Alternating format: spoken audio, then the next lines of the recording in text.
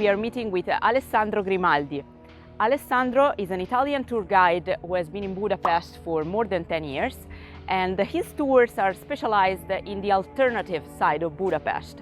With him you can see the areas of Budapest which you wouldn't see in a normal tour, and also he has a deep knowledge about the communist history of Budapest.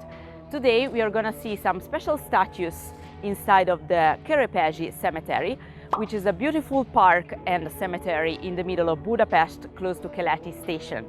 You can find Alessandro and maybe book his tours searching for laltrabudapest in Google or in Facebook.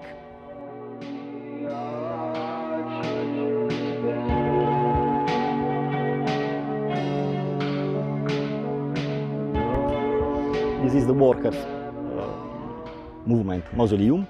It's here since 1958. Actually, there were plans to have this mausoleum somewhere else in town, not in the cemetery.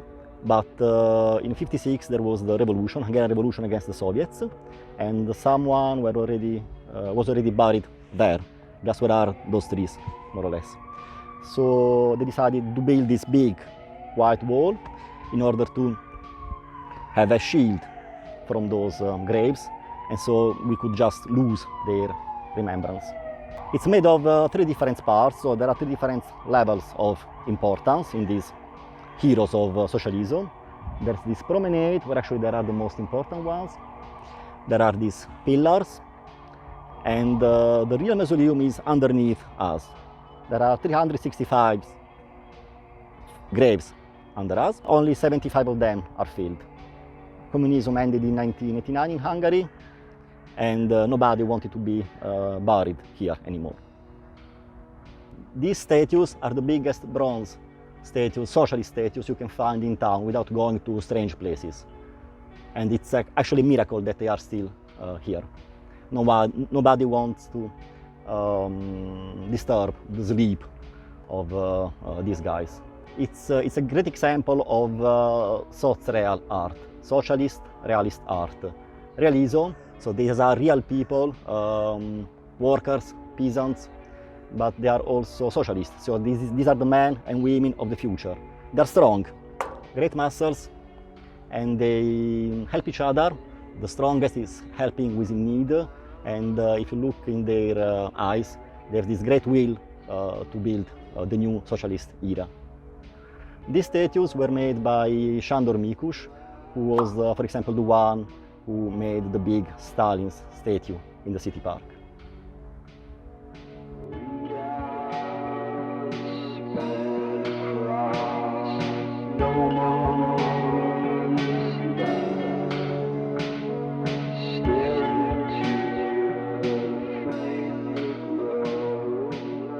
The plan was that of a huge complex, not just the mausoleum, but also all the graves of the men of the party. And among them, at the same level, just isolated, but it's not a huge monument, it's not 6 meters high, there's Mr. Kadar János. Kadar János, he led the country from 1956 to 1988.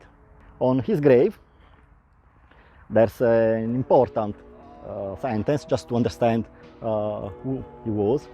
It's written, I was there where I had to be, and I did what I had to do. Actually, he betrayed his comrades during the revolution of 1956, just to turn to the Soviets. So when the revolution was repressed, he became the leader of the country. But that's because of this. He says that the revolution was lost, Soviets won, and I had to save the country in this way, just leading as a Hungarian, my country. He was a very humble man. That's the image he wanted to show to the others. So, for example, he had turkeys, he had chickens in front of his villa. His Mercedes had no leather, for example.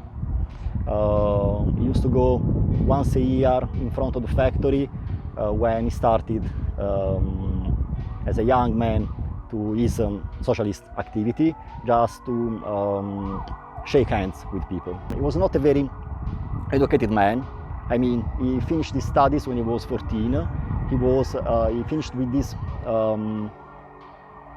degree as a man who can repair typing machines.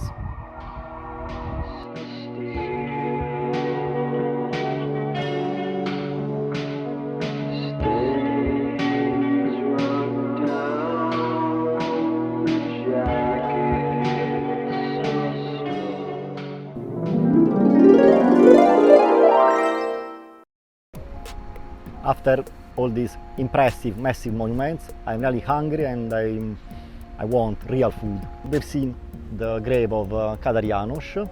We said that he was a very humble man. He wanted to feel close to his people. And so he always said that his favorite food was something really Hungarian, really typical of normal people. Potato and potatoes pasta, krumplis testa in Hungarian. You can get this food from a lot of eateries in town. This is this bag, white and lila, is typical. And this is my great potatoes testa. Good appetite, jó étvágyat!